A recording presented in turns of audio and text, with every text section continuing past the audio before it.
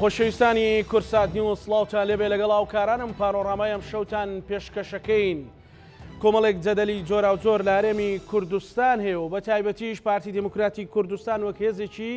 یەکێک لە هێزە سەرچەکانی هەرێمی کوردستان ڕوبەڕووی کۆمەڵێک ڕەخنە و سەرنج بۆتەوە. ئەم شەو گفتوگۆەکەین لەبارەی ئەو پێشهاتانەی ڕوبەڕووی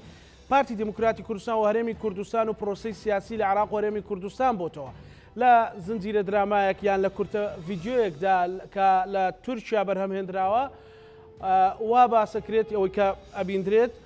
باشکرا باز لەو کرێت کە ئەو شارانە شاری کۆمەڵێک بەشێک لە شارەکانی هەولێر و یاخود شاری هەولێر و کەرکووک و مووسڵ سەر بە تورکیان. ئەمە جگە لەوەی کە پەرلەمانتارێکی عراقی لە محکمەی فیدراڵی سکاڵای لەسەر پارتی دموکراتی کوردستان تۆمار کرد و داوای هەڵوەشانەوەی ئەکات. چۆن چارەسەری ئەو پرسانە ئەکرێت؟ لە ئێستادا ئەوەی کە پێی وترێت یەک ریزی دەرمانی دەردەکان ئەکات لەبارەی هەڵبژاردنەوە بۆ چوونی پارتی دموکراتی کوردستان چییە؟ لەبارەی یەک ریزی لایەنە سیاسەکان پارتی دموکراتی کوردستان ئەوێت چۆن وحدەی سەف لە هەرێمی کوردستان و بۆ عێراقیش ڕێخات. هەموو ئەو گفتوگویانەی کە پەیوەندیان بە ڕوئیای پارتی دموکراتی کوردستانەوەی ئەم شەو لە پانۆڕاما گفتوگۆی لەبارەوەکەین بە میوانداری بەڕێز فازڵ بەشارەتی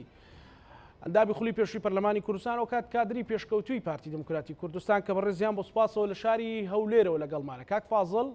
ئەم کاتت باش، سوپاس بۆ بەشداریت لە پانۆڕامادا. من سەرەتا ئەمەوێت لەو گرتە ڤیدیۆ دەست پێ بکەم. ئەمە تەنزێک بوو، هۆشداری بوو،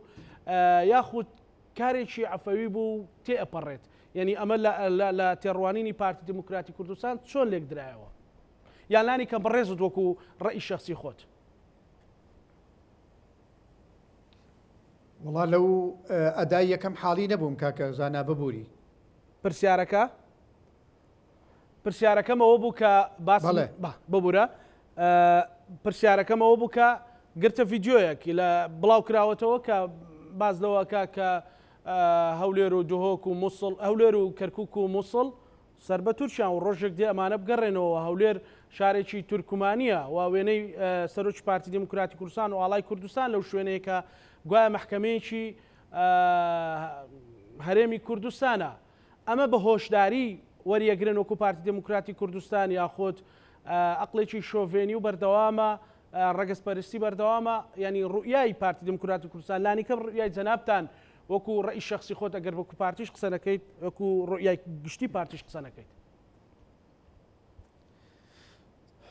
بەناوی خۆی گەورە و میهرەبان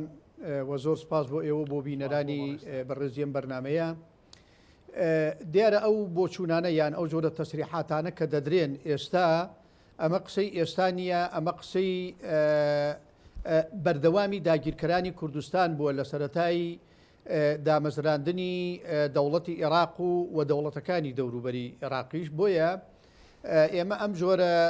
بابەتانەیان ئەم جۆرە باسانە بە شتێکی تازە بابەت نابینین تا تووشی شۆکمان بکە یان تووشی هەڵلەرزینێکمان بکە کەوا ڕێژکەی خۆمانمان لێوەن ببێ. لەبەرەوەی من پێم وایە گەلی کوردستان ئەبێ بڵێ گەلی کوردستان کاکەزانە نەک تەنها پارتی دموکراتی کوردستان، چونکە دهۆک و زاخۆ و هەولێر و ئامێدی بەشێکی ئەساسی کوردستانن. بۆیە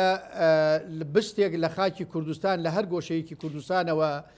چاوی هەر داگیرکەرێکی لەسەر بێ ئەبێ گەلی کوردستان ڕوبەڕووی ئەو چاوە داگیرکاریە ببێتەوە. و بە تایبەتی پارتی دموکراتی کوردستان هیچ کاتێک نەغافڵ بووە و نەغافڵ دەبێ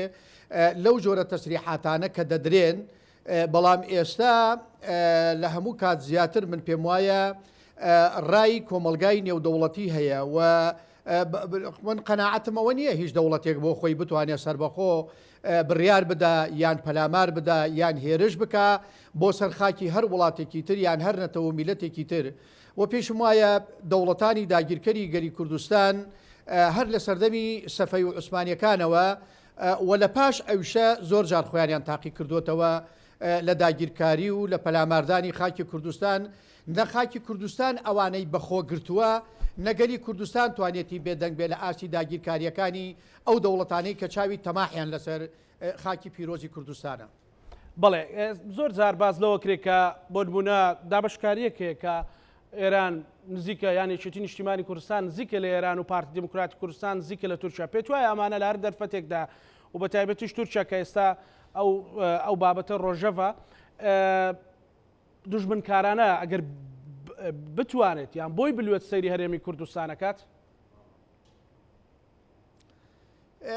بە بڕوای من هەندێک لە بابەتەکان ئێمە خۆمان دەیوروژێنین و بەخراو دەیدەین بە گوێی خەڵکی کوردستانە کە پارتی دیموکراتی کوردستان بۆتە پیاوی تورکیا و یەکێتی نیشتیمانی کوردستانیش بۆتە پیاوی ئێران یعنی ئێمە پیاوەتیمان بۆ خۆمان نێشتۆتەوە کاکە زانان لەم بابەتانەیان بەپێی قسەی هەندێک لە میدیاکاران یان ڕاگەیانکاران یان بە قسەی داگیرکەران بڵین بەعکسەوە ئێمە هەردوو لامان دوو حیزبی ئەساسی پارێزەری ئەم وڵاتین و بە هەزارەها قوربانیمان لە پێناوی خاکی پیرۆزی کوردستاندا داوە و پێشم وایە هیچ لایەکمان لەسەر ئەو ڕاوقەناعەتە نەبووین نەئەبین خۆمان بە پیاوی هیچ کەس و داگیرکارێک بزانێ ئەگەر لە سەرەتاوە ئێمە خۆمان بە پیاوی داگیرکەرانی کوردستان بزانایە نە کورد جینۆساید دەکرا نە چەکی شەرقی و غەربی لە سەرگەلی کوردستان تاقی دەکرایەوە وەنە ئەو هەموو چارە ڕەشی و کارەساتە دڵتەزێنی کیمیا باران و جینۆساید و ئەنفال بە سەرگەلی کوردستانە دەهات لەبەرەوەی من ئومێدەوارم ئێمە نەچینە سەر قسەی هەندێک لە دوژمنانی گەلی کوردستان هەر یەکە خۆمان بکەین بە پیاوی دەوڵەتێک و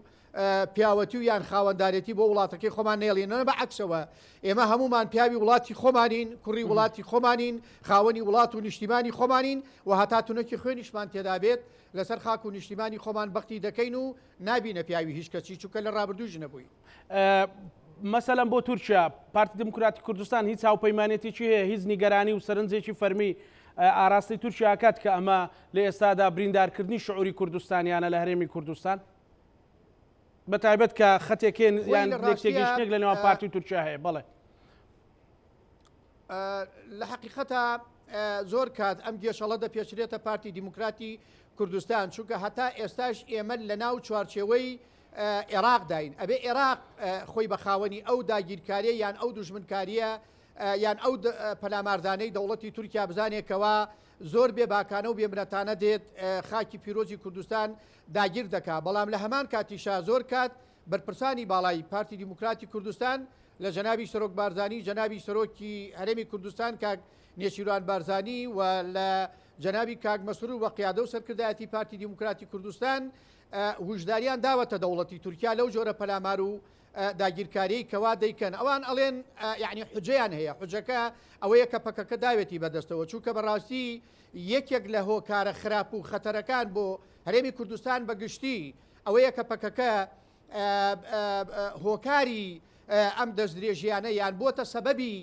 پەلاماردانی دەوڵەتانی ئیقلیمی بۆ هەرێمی کوردستان خۆ لەو چەند هەفتەی پێشوو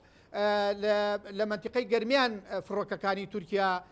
قەسفی ناوچەکەیان کرد و خەڵکی مەدەنیشی تێدا بۆ قوربانی و دای لە بنکە و بارەگاکانی پەکەکە لەبەرەوەی ئەمە هۆکارێکە و دەتوانم بڵێم زۆر کات بۆتە سەبەبی بڕینی قسەیان هەڵوێست و مووقیفی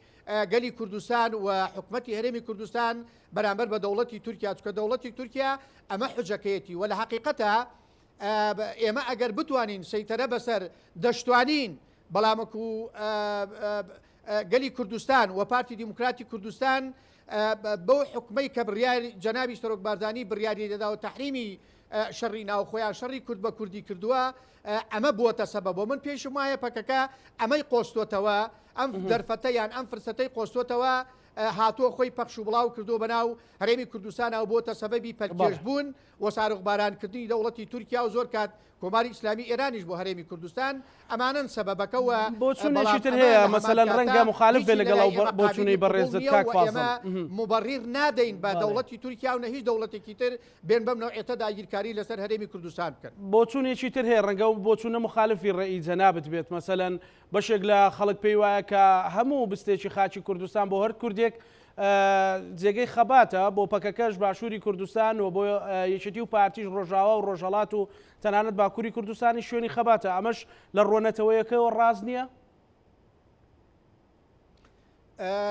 نەخێر بەم شکڵی پەکەکەی کار ڕاز نییە بەو شکڵە ڕاستە کە بارزانی نەمر و بارزانیەکان چون بەشداری کۆماری کوردستانیان لە کوردستانی ڕۆژهەڵات و لە مەهاباد کرد چون خۆیان بە قوربانیدا و قوربانیاندا خوێنیان بەخشی ڕۆحیان بەخشی لە پێناوی پارێزگاریکردنی کۆمارە ساواکەی کوردستان بەڵام خۆیان بە خاوەنی دەیەک و بشتێک و گوندێکی کوردستانی ڕۆژهەڵات نەزانی ئەمەی کە پەکەکە دەیکا پەکەکە ئێمە بە عامیل دەزانێ خۆی بە خاوەن ماڵ دەزانێ شارەوانی تەشکیل کردووە تەنزیمات و ڕێخستنی لە ناو باشووری کوردستاندا هەیە ئێمە لاری یان حتا ئامادەین خۆ بە قوربانی ئەوانە بکەین کە خۆیان بە میوانی هەرێمی کوردستان و خاکی کوردستان دەزانن بە تایبەتی کوردانی هەر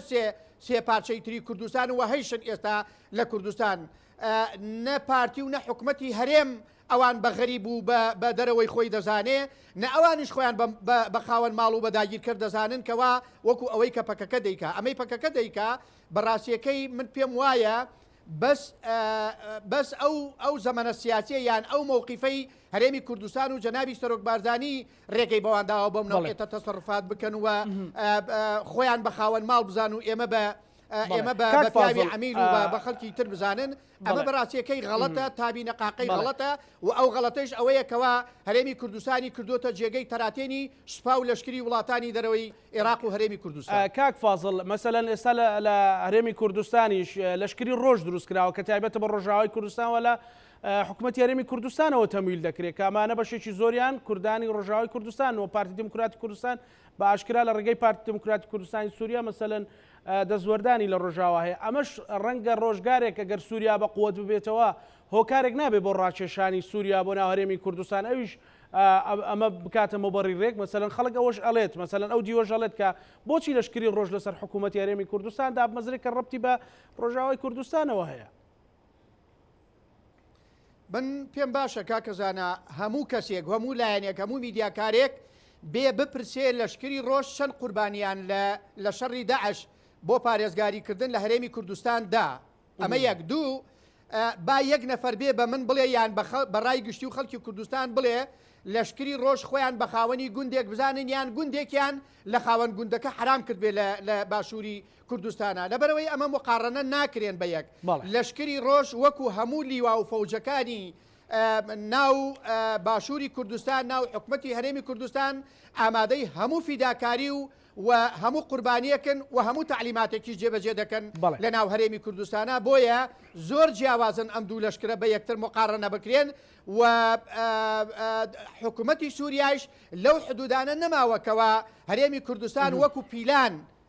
پیلان گێڕی بەرامبەر بە حکوومەتی سووریا بەکاریان بێنێ ئەمانە هاتوون ئێستاکی وەکو هەر پێشمەرگەیەک هەر سەربازێکی هەرێمی کوردستان قوربانی لە پێناوی ئەو ئەزمونەی هەرێمی کوردستانە دەدەن چی بەرامبەر بە داعش و بەرامبەر بەوانەیەوە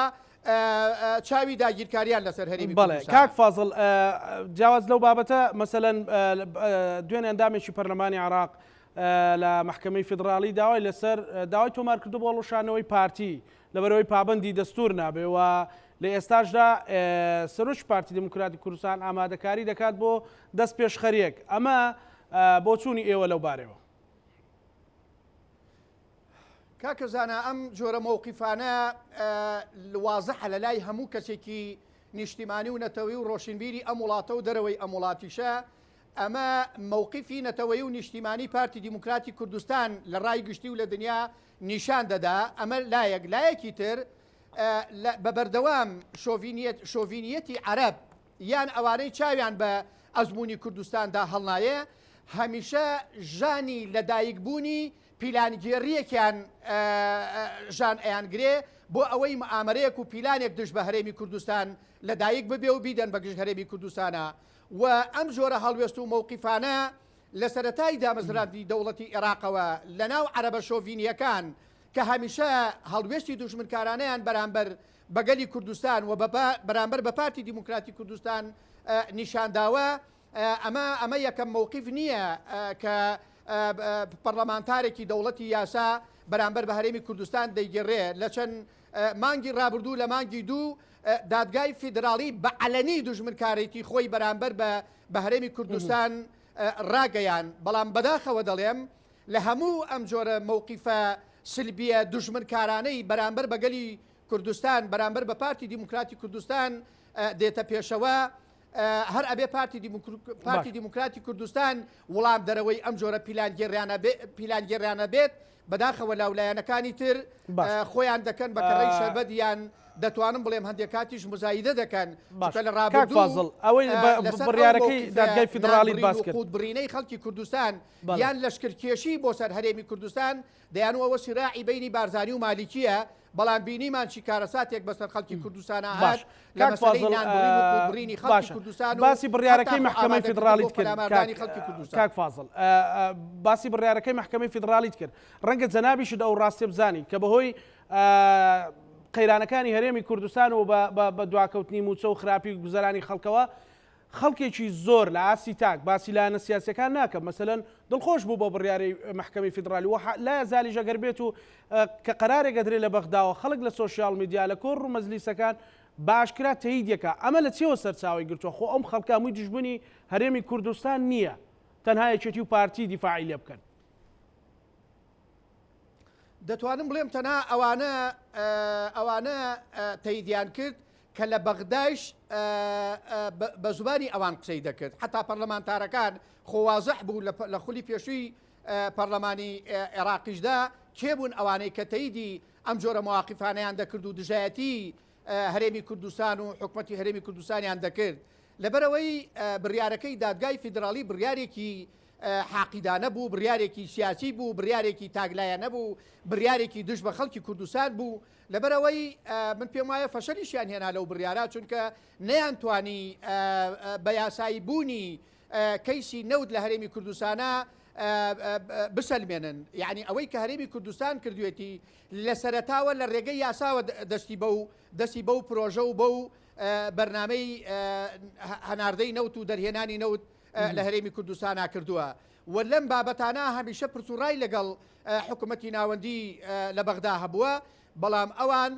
هەمومان نەزانین بەغدا چەند کوترەیە وە کوترەکان مووقیفیان چۆنە زۆربەی کات یعنی ترسی خوێن ڕشتن لە ناو بەغدا وەکو ئەوەی کە ئێستاکێ لە هەموو کاتێک زیاتر مواقیفی خەتەر خراپ لە ناوخۆی عێراق بەرامبەر بە خۆیان لە بەغدا دەکرێت لەبەرەوەی ئەم جۆرە حاڵەتانە کە دژ بە هەرێمی کوردستان دەیکەن من پێم وایە هەمووی هەڵوێستێکی سیاسیانە و دژمنکارانەیە بەرامبەر بە هەرێمی کوردستان دیموکراتی کوردستان ئەو لایەنانەی خۆیان بەخاوەن ڕێی خۆیان بەخاوەن سیاست و پەرلەمان و حکوومەت لە هەرێمی کوردستان دەزانن وڵام دەرەوەی ئەم جۆرە بابەتانە بن کە دژ بە هەرێمی کوردستانی ئەعلان دەکرێت باشە بلاسخارد ئێستا بەوردی سەرقاڵی هەرێمی کوردستانە و کۆبوونەوەیکی لەگەڵ لایەنە سیاسەکان کردووە و دوو جار زەنجی مەترسی لێداوە پێت وایە ئەو زەنگە مەترسیە لەکوێوە سەرچاوە دەگرێت ئەوەی تێگەیشتنیەوە بێ کە خوێندنەوەتان بۆ هەبێ بۆچی بلاسخار دەڵێت ئەگەر ئێوە یەک نەبن مەترسی گەورە لە سەر هەرێمی کوردستانە ینی بلاسخار بۆ بە ڕۆژەفی خەڵک بۆ من پێم وایە ئەوانەی پلاسخار هیچی خەتەر نییە یعنی ئەویش بەڕێزیەکە نوێنەری نەتەوە یەکگرتووەکانە لە عێراق پێی خۆشە لە سەردەستی ئەو سیاسەتی عێراق بەرەو پێش بچێ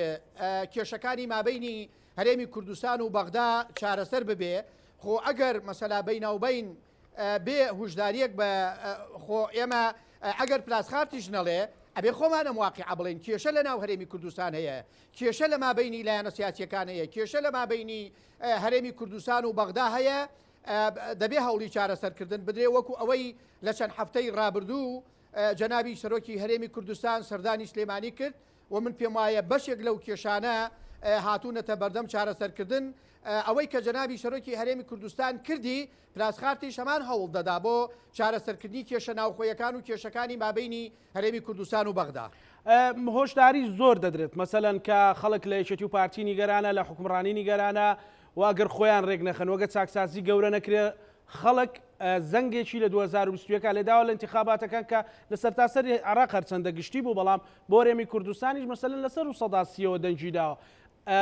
وەکو ئەوترێک کە ئەگەر بێت و بۆ بژاردننی پەرلەمانی کوردستان ڕەنگە خەڵک بە مەسەلەن بە ڕقەمی گەورەتر دوورکەوێتەوە لە پرۆسەی دەنگدا لە پرۆسیال بژاردن متمانە نەمێنە لەبەرەوە تا ئەمڕۆ کە بنزین پەیوەندی بە ژیانی ڕۆژانەی هەموو تاکێکی هەرێمی کوردستانەوەیە نرخەکەی بە جۆرێکی زۆر ینی زۆر بە ڕقمێکی گەورە بەرز بووە بڕۆ بۆ کۆی قەیرانەکانی تری هەرێمی کوردستان کاتی ریفۆرمێکی گەورە بەرنمەیەکی گەورە ینی هەنگاوتەکانێکی گەورە نیە بەڕێز کاک فازڵ کاکە زانە یعنی خەڵک حەقی خۆیەتی گلەی لە پارتی و یەکێتی هەبێت چونکە پارتی و یەکێتی حکومڕان و بەڕێوەبەری ئیدارەی ئەم وڵاتەن و ئەم وڵاتە ئێمە دەریایەک خوێنمان داوە میلەتێکیشمان بە قوربانی داوە ناکرێ میلەت لە تەنگژەی ئابوووریە و لە تەنگژەی ئەمنی دابژی لەبەرەوە خەڵکیش دەبینێ ئێمە داهاتمان هەیە و داهاتەکان کەس شاردوتەوە ئالە و چەند هەفتەی پێشوو بە ئەمڕۆوە لە ئەنجومەنی وەزیران جەنابی سەرۆک وەزیران چەندین کۆبوونەوەی کردووە بۆ چارەسەرکردنی قەیرانەکان چەندین لیجان هەیە بۆ چارەسەرکردنی گەندەڵیەکان ئەمانە گرفتن خۆ هیچ کەسێک ناتوانێت گلەیی یان ئینکاری لە ئەو قەیرانانە بکە کە لە ناو هەرێمی کوردستان هەمانە و هەموو قەیرانەکانیش زۆر واقعە پارتی دیموکراتی کوردستان و یەکێتی نیشتیمانی کوردستان لی بەرپرسن دەبێت چارەسەری بکەن چونکە جڵەوی دەسڵات و سوکانی حکمڕانیت وا بەدەستی پارتی دیموکراتی کوردستان و یەکێتی نیشتیمانی کوردستانەوە نەئەکرێ خۆمانی لێکەڕکەین نەئەکرێ خۆمانی لێلادەین لەبەرەوەی خەڵکی کوردستان لێمان خۆش نابێ بۆیە لە حەقەتە خەڵک حەقێتی گلەی بکە بەڵام لەلایەکی تریشەوە با بڵێین ئەو کۆسپانە کەم نین کە لە بەردەم حکمڕانیەتی هەرێمی کوردستانان بەداخەوە هەندێک لە میدیاکارانی خۆشمان دەهۆڵژەنی ئەو دەنگۆیانن کە لە دەرەوە ئاراستەی هەرێمی کوردستان دەکرێت بۆ ناومێدکردنی خەڵک بۆ چاواشەکردنی خەڵک بۆ دڵساردکردنەوەی خەڵک لە دەنگدان و لە شێوازی دەنگدان و لە شێوازی لە بێزاربوون بەرامبەر بە پارتی دیموکراتی کوردستان و یەکێتی نیشتیمانی پێت وایە کاک فازڵ بگاتەوەی کە زۆر لایەکمان بیزانی نەگەر ببووری خەڵکی کوردستان خۆیان بە خاوەنی ئەم ئەزمونە دەزانن ئەم جارە کەمتر دەنگی داوە کاتی وای شە بووە لە 190 خەڵک کاتۆتە سەر سندوقەکانی دەنگدان من ئومێدەوارم تۆڵە سندنەوە بە دەنگدان نەبێ تۆڵە سندنەوە بە مووقیف بە هەڵوێز وەرگتن بە گەیاندنی پەیامی خەڵک بێ بۆ دەسڵاتدارانی هەرێمی کوردستان لە پارتی دیموکراتی کوردستان و لە یەکێتی نیشتیمانی کوردستان پێت وایە خەڵک بگاتەوە ئاستی کاک فازڵ ئەو پیلانانەی ئەگەر ببووری ئەو پیلانانی کە دوژمنان بۆ هەرێمی کوردستان دایانێن نابێ خۆمان و میلەتەکەمان بچینە سەر ئەو ڕێژکە و پیلانانەی کە بۆ لە ناوبردنماندا ڕێژراوە پێت وایە خەڵک بگاتەوە ئاستی کە زۆر جار باسی لێوە دەکرێت کە ڕاپەڕینێک یان نازانم ڕوبەڕووبوونەوەیەک مەسەلەن لە خەڵکەوە وەکو ئەوترێک کە خەڵک ڕاپەڕێ لە یەکێتی و پارتی ئەوە ڕوەدات بۆ ئەو دەنگۆیانە هەیە بۆ باسەکرێت گوند نییە گەڕەک نییە ماڵ نییە لە کوردستان قوربانی بەم دەستکەوتەی ئەمڕۆی هەرێمی کوردستان نەدابێ بەڵام من بەش بە حاڵی خۆم لەگەڵ هەموو داوەڕەواکانی خەڵکی کوردستانم بەداخەوە هەندێک ئەحزاب لە کوردستان هەندێک لایەن بە ناوی لایەنەوە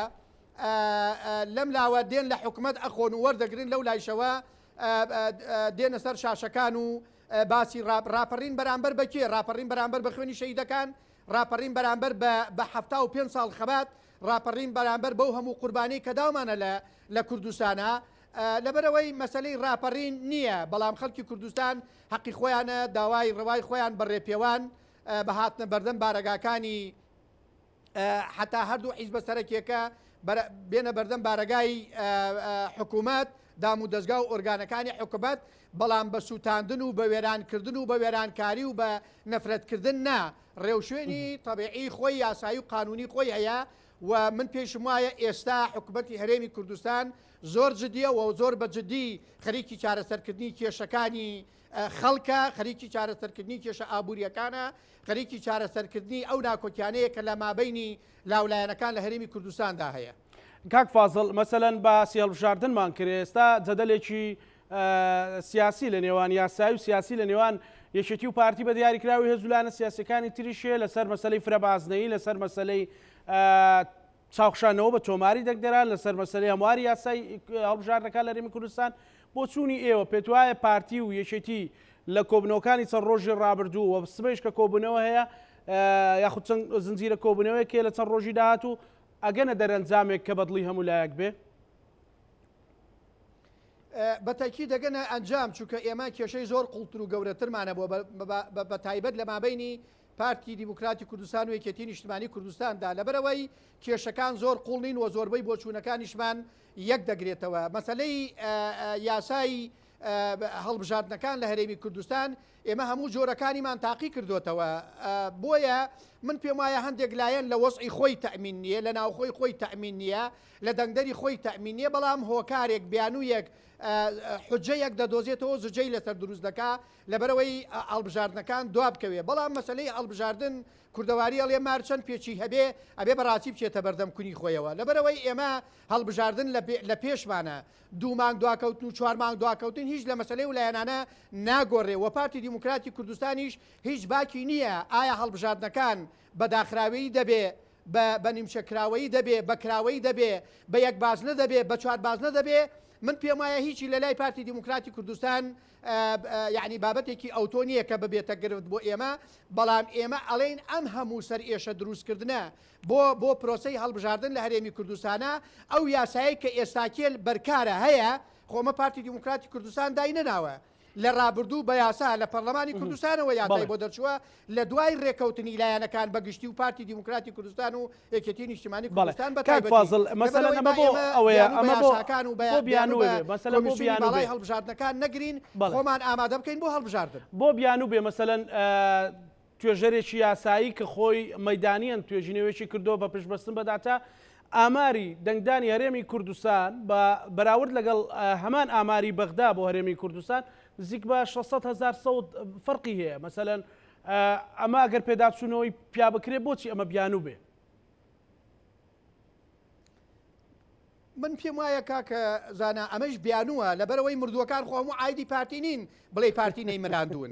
هەموو مردووەکان مردووی هەرێمی کوردستانن لە تەوێڵە و خانەقینەوە تا زاخۆ و هەتا حاجی ئۆمەران هەمووی مردووی تێدایە هەمووی لایەنەکانیش بەسەر ئەم شوێن و گوند و شار و شارۆچکانادا بەش بووین و من پێم وایە یعنی ئەوە ئەگەر لە قایمەش لابرێ لە قایمەی دەنگدەری هەمووی لایەنەکان لا دەبرێت لەبەرەوە من پێم وانە ئەمە گرفتێک بێ یان ئەمە عیبەیەک بێ ئەگەر عیبەیە بەسەر هەموویەتی خۆنی لە لای پارتی دیموکراتی کوردستان فەرموو بە وەکۆڵێ پاکسازی قایمەی دەنگدەرانی هەرێمی کوردستان بکرێ چێ لاری هێویەکیان ئەڵێ بانەکرێ لەبەرەوە من هیوادارم یعنی هەندێک بابەت هەیە هەندێک لە لایەنەکان نەیکەن بە دەستکەوت بۆ خۆیان وابزان پارتی دیموکراتی کوردستان لاری لەم جۆرە بابەتانە هەیە ئەوەی زۆر بێ منەتوو بێ باکە پارتی دیموکراتی کوردستانە بۆ پاکتاوکردنی قایمەی دەنگدان و بۆ دیاریکردنی نەخشە ڕێگایەکی شێوازی هەڵبژاردن لە هەرێمی کوردستانە ئەوەی کە لایەنەکان پێیان باشە و لەسەری ڕێک دەکەون زۆر باشە مەسەلەن لە پرسی ڕوبەڕووبوونەوەی مەترسیەکان و چارەسەرکردنی کێشەکانی خەڵک بە جددی هەرچی یەکێتی و پارتی چێەوە پارتی تا چەند مرونەتە نوێنێ لەوەی کە بە خەسم سەیری یەکێتی یان لایەنەکانی تر نەکا بەڵکو بە هاوبەش وەکو ئێوە ئێڵێن یان پارتی ئەیڵێت فعلەن مێزێکی گفتوگۆ بێ بۆ چارەسەری کێشەکان ئەمە تا چەند لە چەند ڕۆژی داهاتوو ڕەنگەداتەوە کاکە زانە ئەو حکوومەتەی کە هەمانە ئێستا لە دەرەوەی پارتی و بزوتنەوەی گۆڕان و یەکێتیش خەڵک بەشدارە تێیدا یعنی من نازانم بۆچی زۆر کات ئەم بانگە بە گوێی خەڵکا دەدرێتەوە قۆرغی دەسڵات کراوە شەراکەت لە دەسڵاتانیە یعنی هەموو لایەنەکان بە تایبەتی ئەو سێ لایەنە پێکەوە دەسڵاتمان بەدەستەوەیە بەڵام هەندێک لایەن نایەوێ بەپێی ئەو دەسڵاتەی کە هەیەی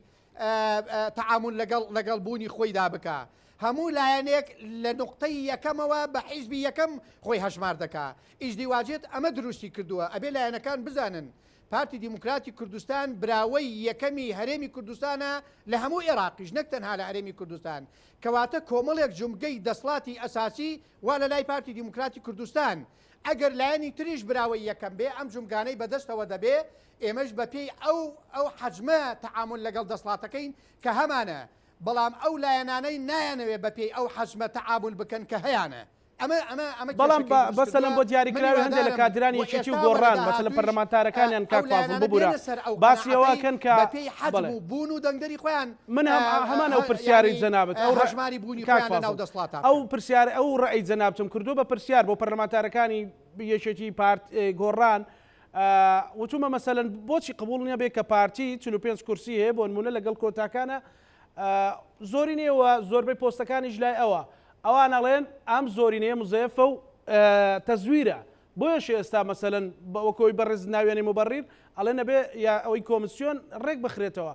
یعنی ئەمە چاچە ڕاستە کە پارتی وەکو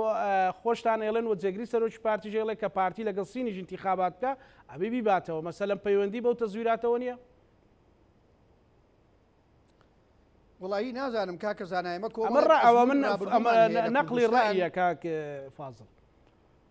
من وەکو پرسیارە جابنیش وڵامی ئەو نەقلی ڕێیانە دەدەمەوە ئێمە ئەزمونێکی ڕابردووی دەنگدان و کورسیمان لە هەرێمی کوردستان هەیە بۆچی بزوتنەوەی گۆڕان لە دەنگی یەکەم 24 کورسی بوو بە دەهۆڵ و زرنا لە کوردستان وتیان یەکێتی شکستی هێناوە بزوتنەوەی گۆڕان بوو بە بەدیلی یەکێتی و بزوتنەوەی گۆڕان سەرکە و ئەمە تەزویر نەبوو زۆر وارد بوو زۆر حەقی خۆیان و تەبیعی بوو نەوەی نوێ کە چەند ساڵێکە دامەزراون من ئومێ دەکەم بتوانن زیاتریش گەشە بە خۆیان بدەن بۆ نۆ کورسیان هێناوە بوو بە هەڵا لە کوردستان کە نەوەی نوێ مووقیفیان سالمە مووقیفیان سەرکەوتووە خزمەتی خەڵکەکەن چوان تەرکەن ئاو نەوتیان هێناوە نۆ کورسیان هێنا بۆ ئەمە تەبیعی بێ بۆ کورسیەکانی پارتی تەزویرە یعنی بەڕاستیەکەی منی وادارم هەموو لایەنەکان واز لەم عەقڵێتە بێنن کاکە پارتی دیموکراتی کوردستان 75 ساڵە حیزبە حیزبی مەلا مستەفایە حیزبی کۆماری کوردستانە حیزبی ساڵی 61ە حیزبی سەرکەوتەکانی کوردستانە حیزبی ئەو هەموو دەستکەوتەیە بۆ گەلی کوردستان لە بەیانی ئازار و لە پەرلەمان و لە حکوومەت و لە هەمووی بەدەست هاتۆ بۆ گەلی کوردستان حیزبی سەرکەوتەکانی پردێ و سەحێلان و مەخمورە یعنی باشە ئەگەر وابێ ئیدریس بارزانیە یعنی خەڵک باخۆی مقارنە نەکا بە پارتی دیموکراتی کوردستان پارتی لە جێگایەکی ترە و خەڵک لە جێگایەکی ئەگەر وابێ ئەم ڕێژ قبول بۆ ئەو ڕێژ قبول ناکەن ئەو سەرنجە قبول ناکەن کاک فازڵ دەبن لە لای خۆیانەوە بۆ ئەو سەرنجەش قبول ناکەن کە بڵێ ببوورە بۆ ئەو ڕەخنە و سەرنجەش قبول ناکەن کە مەسەلەن مادام پارتی دیموکراتی کوردستان ئەو هەموو جومگانی بەدەستە مەسەلەن لە کۆی پرسەکانیش ڕەخنە گەورەکە ئاراستەی پارتیەکرێن زەلایەنەکانی تر بۆ ئەو ڕەخنەیەش قبول ناکەن مەسەلەن وڵاجا کاکە زانا پێم وایە هەموو ڕەخنەکانی گەلی کوردستان لە باڵی پارتیا کۆکراوەتەوە و هیچ کەسێکیش بەقەدەر پارتی گوێی لە ڕەخنە و لە ملاحەزاتی خەڵکی کوردستان نەبووە و ئێمە پارتی بە کێوێکی بەرز دەزانین کێویشتا بەرز بێ باوبژە زیاتر دەیگرێتەوە بە فریشی زیاتر لێ دەبارێ لەبەرەوەی ئێمە لە پارتی دیموکراتی کوردستان ئێمە لە نەکسەی ئەیلول حەشامان نەکرد بۆچی ئێستا لە ڕخنەی هاوڵاتیەک ڕابکەین و حەشا بکەین لەبەرەوە ئێمە لە پارتی دیموکراتی کوردستان زۆر سنگ فراوانین و زۆر سنگکراوین بۆ ڕخنەی هاوڵاتیانی هەرێمی کوردستان چونکە ئەم دەسڵاتەی پارتی دەسڵاتی خەڵکی کوردستانە بەرهەمی خوێن و قوربانیدانی خەڵکی کوردستانە بەڵام کاک فازڵ زۆر جار کە خەڵک ڕخنە ئەگریان خۆپشاندانەکە بە توندی ڕوبەڕووی مەسەلەن ئەمڕۆ لە دەڤەری بارزان کۆمەڵێک گرتە ڤیدیۆی بڵاو کراوەتەوە لە گوندێک کە کۆمەڵە خەڵک نیگەرانی دەربڕیوە هێزێکی سەربازی زۆر چوە دەوریان داون مەسەلەن تو دووتیژیان بەرامبەرە نوێنن هەڵبەتە مە لەمە هەرێمی کوردستان بە جیاوازەیە بەڵام ینی لای پارتی ئەمە زۆرتر تۆخە مەسەلەن کەمتر ڕێگە بە دەربڕینی ڕەئی و ڕەخنە ئەدرێ ئەمە بۆ کاکە زانا ئەگەر بە ویژدانەوە من پێم وایە زۆر لەو میدیاکارانەی کە لە ڕابردوو زۆر ڕخنەیان ئاراستەی پارتی کردووە و بەڵام ئازادیش بوون بەڵام ڕخنەیان ئاراستەی لایەنێکی تر کردووە بە 6 مانگ و بە ساڵ و بە زیاتر هەم حکم دراون هەم غەرامە کراون بەڵام بەو حکومەی کە جەنابیشت دەڵێ و منیش دەڵێم و خەڵکی کوردستانیش دەڵێ پارتی دیموکراتی کوردستان خاوەنی ئەم دەستکەوتە و ئەم نیشتمانەیە مەجال بە گێرە شێوێنی نادا بەڵام هەموو کەس ڕخنەی لە پارتی دیموکراتی کوردستان کردووە زۆر لە بەرپرسە باڵاکان کە لە پارتی دیموکراتی کوردستان لایەندا نامیلکیان لەسەر پارتی دەرکرد بەڵام ئێستاکە کار بەدەستن لە پارتی دیموکراتی کوردستان ئەمە سێنکراوەی پارتی نییە ئەمە لە خۆبردووی پارتی نییە ئەمە گەورەی پارتی نیشان نادا لەبەرەوەی ئەگەر لە جێگایەک خەڵک بێوێ هەر بە ئارۆزەی خۆی بە گەزی خۆی گەزیکە ناکرێ لەبەرەوەی ئێمە یاسا و ڕێسایەکمان لە وڵاتە هەیە کێ لە چوارچەوەی ئەو یاسا و ڕێسا هەر ڕخنەیەک دەگرێ خۆپیشان دەکا خۆپیشاندان دەکا ڕخنە ئاراستەی پارتی دیموکراتی کوردستان دەکا نەکەس بەرۆکی گرتووە نەڕێگەی لێگیراوە بەڵام ڕێگە بەکاری ئاژاوە گێڕی و بە فیتنەگەرایی ناکرێت لەبەرەوە فازڵ مەسەلەن بۆچی تایبەتمەندی خصوصیاتی ئەم وڵاتە و هەرێمی کوردستان و قوربانیدانەکانی ئێمە لە بەرچاو بگرێت بۆچی مەسەلەن کەسێک کە داوای ئاو کارەبا مەسەلەن داوای موچە داوای جادەیەکی باش داوای خەدەماتێ بکە مەسەلەن بۆ جێرە شێوێنی و بۆ دەبێت ئەوە ببێتە جێرە شێوێنی کاکە زانا من حەزەکەم پێت بڵێ من لە هەولێرم ئێستا چی خۆپیشاندانێک دێ من لە پێشیانەکەم بە لافیتەیەکیشەوە ئەچین بۆ بەردەم پەرلەمانی کوردستان ئەچین بۆ بەر دەرگای سەرۆکایەتی هەرێمی کوردستان ئەچین بۆ بەر دەرگای ئەنجومەنی وەزیران بەڵام ڕێگە لە ئیسحاف نەگرێ خەتەری تێدایە بۆ نەخۆشخانەکانی ئەبا لە پیرە مەگرون و لە کانی وەتمان و لە کەزنەزان و لە هەر جێگایەکی تری کوردستان نابێ لە ئیسحاف بگیرێ نابێ ڕێ لە باری ئەگەرەک و 24 سعاتی بەسەرچوو ئەبێ بارەکەی بایی 100,000 دلار فڕە بدرێ ئەمانە خەسارن لە خەڵکە درێ لە توجارە درێ لە بازارە درێ لە بەرژەوەندی خەڵک دەدرێ هیچ کاتێ هەرێمی کوردستان و پارتی دیموکراتی کوردستان لاری لە خۆپیشاندانی هێمنانەی موڵەت پێدراو نەبووە بەڵام ناکرێت تۆ بێش ڕەدووکەڵ بکەی بە ئاسمانە ڕێ لە ئیسحاب بگری خەتەری تێدایە ڕێ لە هاتوچۆی خەڵک بگری ڕێ لە گەڕانەوەی دەوامی خەڵک بگری ڕێ لە هاتنی دەوام بۆ خەڵک بگری ئەمە بەڕاستی تێکدان و ئاژاوە گێڕین ئەمە خۆپیشاندان و داوای مافی ڕەوای خەڵک بەم شکلە نیەوە لە هیچ کوێی دنیایش بەم شکلە ناکرێت کاکە خۆ ئێمە مزاهرەی وڵاتانی تری دنیاش دەبینین لە هیچ وڵاتێکی ڕێگە بەکاری ئاژاوە گێڕی و فیتنەگەرایەتی نەدراوەوە لە هیچ وڵاتێکیش ڕێگە لە خۆپیشانداری هێمنانە و یاسایانە نەگیراوە. کاک فازڵ جملەیەکی تر بەڕێستان وتت کە پارتی دیموکراتی کوردستان خۆی بە خاوەنی دەستکەوتەکانی هەرێمی کوردستان دەزانێت بەڵام خۆیەکێتی نیشتیمانی کوردستانیش چەند ڕۆژە ڕابردوو یادیان بۆوانی ژەڵێن لە 75ەوە کە شۆڕشی نوێ هەڵگرسا و لە 76ەوە ئەو حەزبە دەستی بەکارکردن و خەباتی چەکداری کردو 22,000 شەهید هەیە بۆچی ئەوان مەسەلەن تەریکەکەن لەو دەستکەوتانە؟ وڵا کاکە زانا ئێمە زۆر کات لە یەکێتیەکان زیاتر یەکێتیمان بە خاوەنی قوربانی و شەهید و خەبات زانیوە و دەیشی زانیت حەزەکەم زۆر دڵنیابی و با لە ئەرشیفی خۆتان وتارەکانی جەنابی سەرۆک بارزانی جەنابی سەرۆکی هەرێمی کوردستان و سەرۆکی حکومەت وتارەکانی کاک فازیل میرانی سکرتێری مەکتەبی سیاسی کە دەڵێ بەدیلی یەکێتی بۆ پارتی هەر یەکێتیە ئەم قسانە یەکێتی خۆی نایکە